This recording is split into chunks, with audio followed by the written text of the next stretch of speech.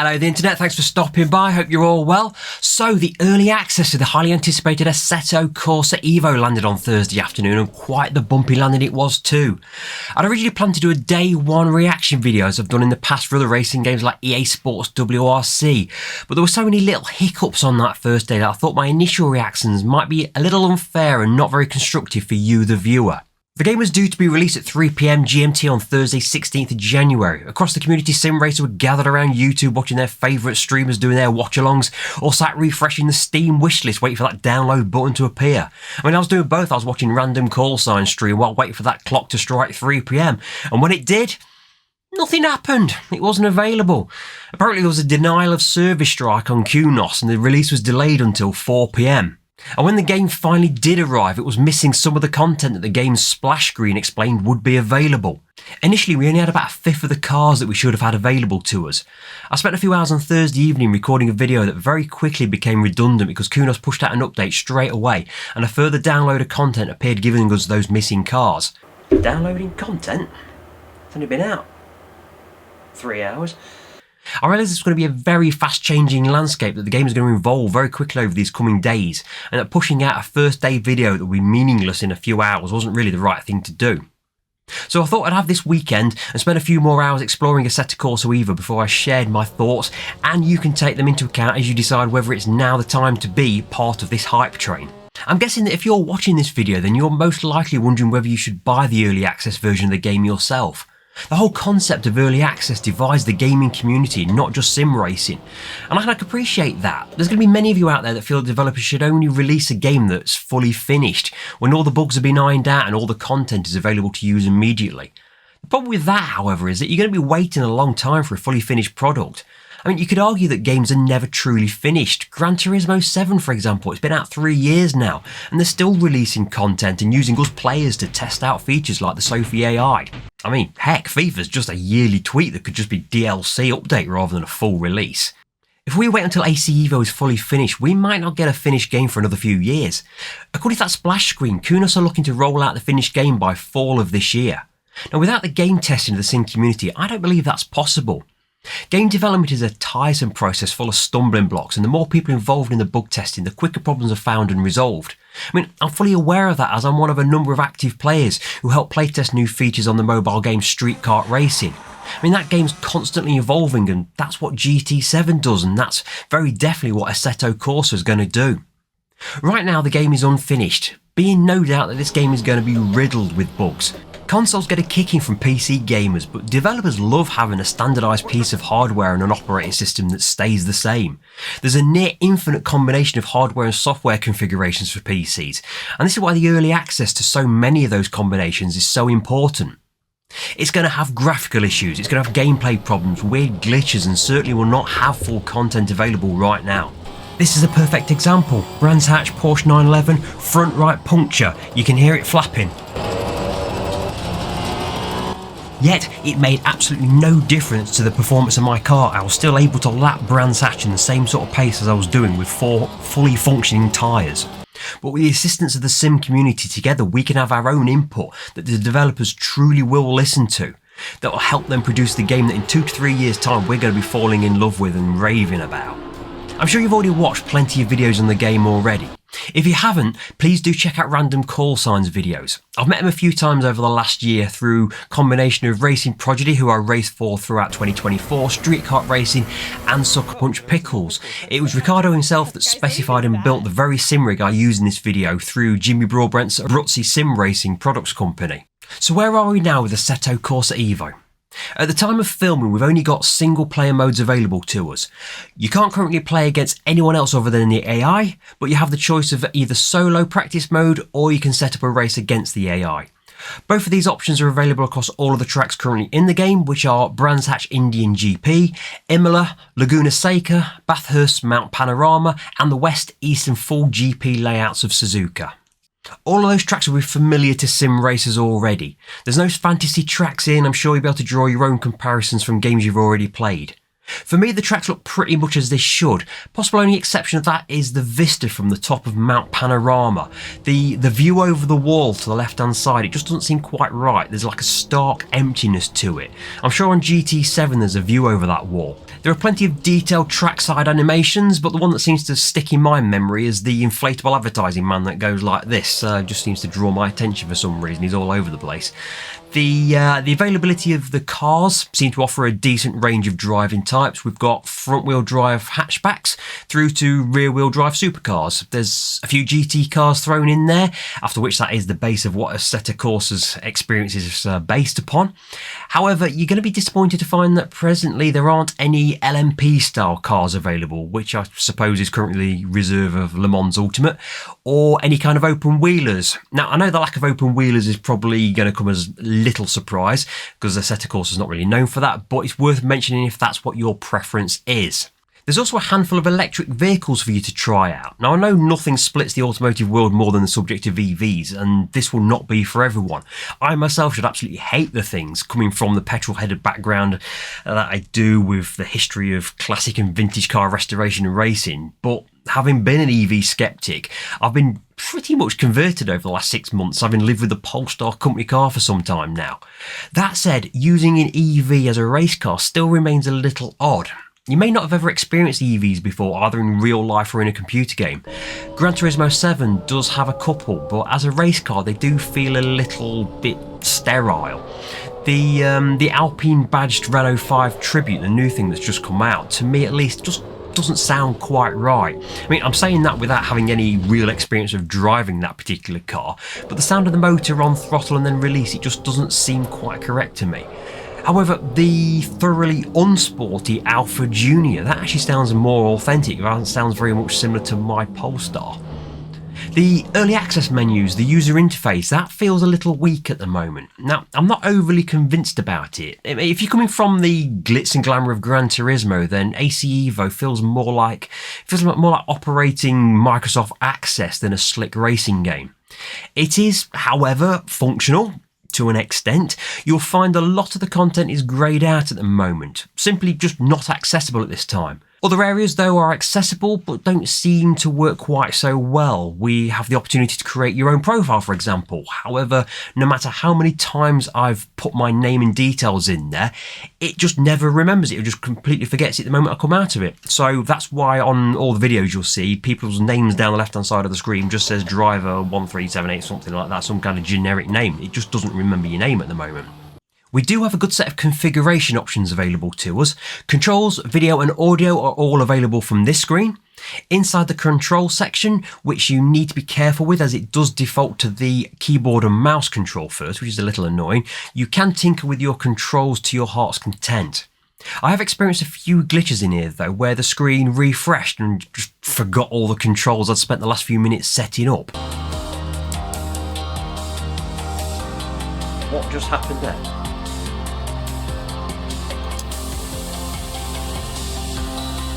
Does that just reset everything? Now, I use a Moser FSR wheel, and on the subject of the Moser FSR, which is a superb steering wheel that has just been updated to the Moser FSR 2, do be aware that at the time of filming this, the Moser Pithouse software does not currently have Assetto Corsa Evo listed.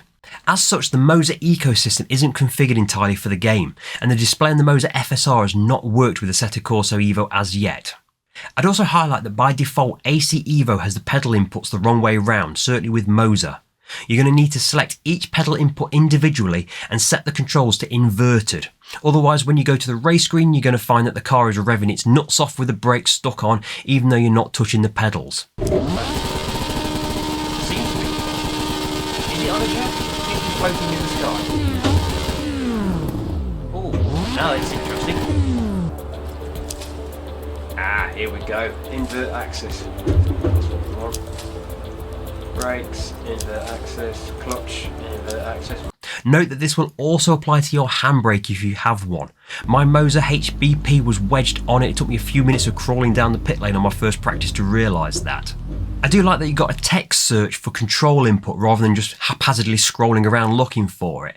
However, I couldn't see anything that showed my real-time input, so let me see if the controls are working properly, like the dead zones and saturations, which seems like a pretty standard feature and an odd omission, so I'm guessing I've missed it, but if it's not in there, it really needs to be put in there.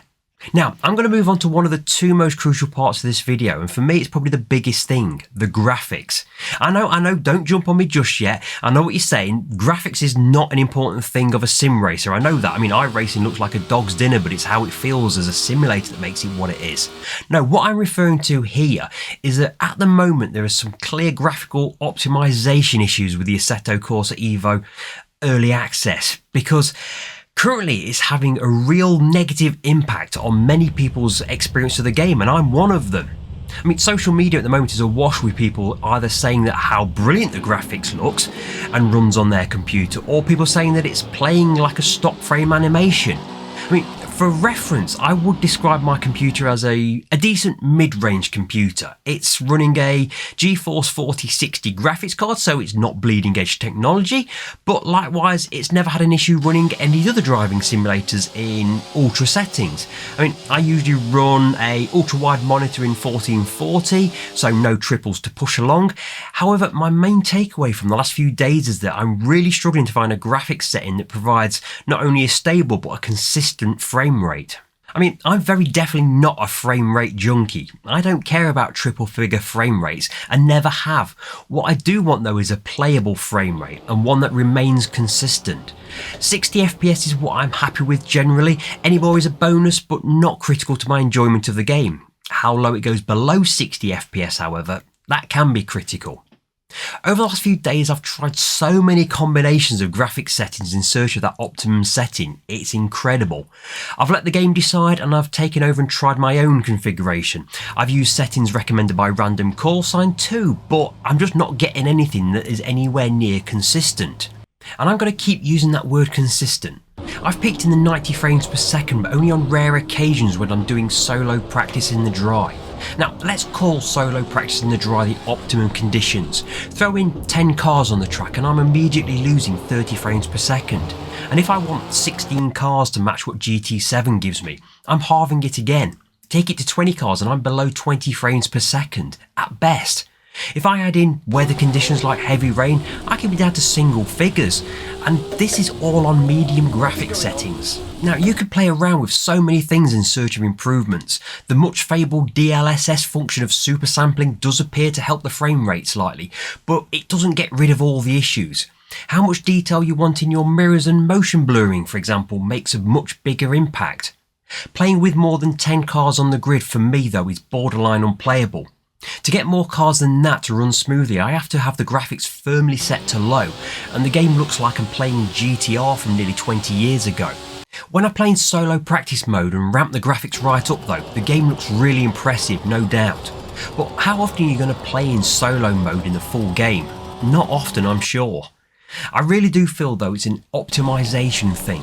Many people with much lesser performing computers have reported much better graphical gameplay, so I'm confident that it's simply down to the developers being able to get their new graphics engine working efficiently on all the different possible PC combinations. And that alone is why early access is so important. A developer, no matter how big they are, would struggle to try every one of those combinations. It's just not possible. To me, it has had a negative impact on what I've been able to enjoy about the game so far, as I'm obviously keen to play the game in as great a way as it's possible to be experienced, with a full grid of cars. But I'm also quite a patient person, and I know that the game is going to evolve and those kind of issues can be resolved. But what about the most important part, the gameplay? How does it feel as a driving simulator? That, at least I'm happy to report, is a positive experience. The cars feel nicely weighted, react as I would expect them to from my own real world racing experience. The tyres evolve as do the environmental conditions. The changeable weather conditions and times of day will have a great impact on your driving inputs. Now, I'm not entirely convinced that the rain effects change in any way the racing lines or not, but it does certainly create genuine challenges. Driving in the rain at night also looks really good, I've got to admit it. The feedback to my wheel was really good, and I found that I could feel changes in traction both in acceleration and under braking really well, and was able to react accordingly. There were perhaps some inconsistencies with the curb giving feedback. In the main they were really good, but a couple were noticeably absent. I did also experience a few strange feedback elements where I was getting massive force feedback which was so violent it shook one of the cameras and my mobile phone charger off of my sim rig, yet I was in the middle of the track at Suzuka heading up straight between Spoon Curve and 130R. I've never felt anything quite like it. These are kind of bugs that the developers are looking for us in the community to seek out and report back, again adding to the benefits of early access. I do feel that there's some work needs to be done on the AI. It's clear that they're not particularly great at times. I've been driving with the AI set to 100% in the game options, although oddly it states 97% in the race loading screens. Now I have had some fantastic races, but not necessarily down to the competences of the AI. And I've noticed that there are some areas where they will constantly make errors, almost as though there's a specific error in their programming where they're not aligned with the racetrack. The first corner at Suzuka is the most obvious one, where they just disappear onto the grass on the right hand side, but also the first kink at Laguna Seca just after the start line, where they have a habit of grazing the wall on the left hand side. They occasionally drive as though you're not even there, in fact. Now, Assetto Corsa has never had a brilliant AI, so this is maybe to be expected, but it could do with improvement.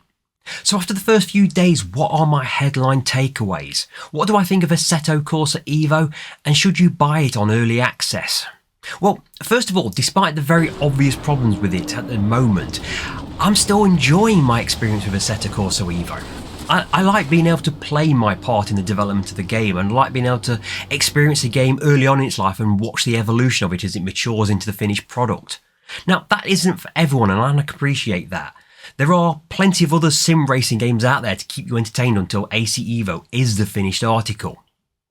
If price is a consideration for you, then it's worth considering how cheap the game is at the moment. While on early access the game's RRP is heavily reduced. Now I thought I was getting a good deal when I bought it on Steam at just over £26 I paid for it, but since then it's been reduced further, and if you hunt around, CD keys for example, at the time of me doing this video had it for just under £20. As to whether I think it's a good race sim, it's down to what you expect from a race game. Everyone has a different expectation of what a racer should be. On a scale of 1 to 10, where 1 is Sega Rally, Outrun or Ridge Racer as flat out arcade racers, and 10 would be iRacing, R-Factor or Race Room as full hardcore driving sims with Gran Turismo, perhaps at a 6 or a 7, where would I put Assetto Corsa Evo? I'd probably put it a good solid 8. It's got great abilities and the kind of immersion that full-on sim racers seek in their sims, but it's not at the detriment to people being able to pick up the game and play it and have fun. I personally have used sims, specifically iRacing, modded Assetto Corsa and R-Factor to train for real-world racing. The experience of the track and the cars to be prepared for getting the actual real car on the actual track, and that to me has been extraordinarily beneficial. But when I want to have fun, wind down and have a blast with my racing, I inevitably sit and play Gran Turismo 7, F1, Dirt Rally. Full-on race sims are superb achievements, but sometimes I just want a bit of both. And I want to feel like I'm properly racing, but don't want to have to spend time. I just don't have tweaking setups and practicing before I just get punted out at the first corner. And at the moment, I feel that Assetto Corsa Evo maybe is that game that could ultimately deliver that. For me, and I know I'm going to get shot down in flames from all angles here, but Assetto Corsa Evo sits somewhere in that void between Gran Turismo 7 and iRacing, both in terms of graphics and gameplay. At the moment, early access, it has its issues, but they're going to be resolved, and resolved because of the input of the sim racing community. This is a community that has its faults and regularly has its gatekeepers to enjoying our hobby. But early access is an opportunity for the sim racing community to do good things, for us to all have a say in the game we want to play. Assetto Corsa has the potential to be a great game, and we can all be part of that if we want to be. I do hope this video has given you something to think about and has helped you decide whether joining the early access program is the right thing for you to do. And do let me know in the comments section below what you think of the game if you have tried it, or what you think of early access as a development method. If you have enjoyed the video, then do please consider a like and a subscribe, as it really does help the channel develop. Many thanks for watching, and I hope to see you on the next video. Take it easy.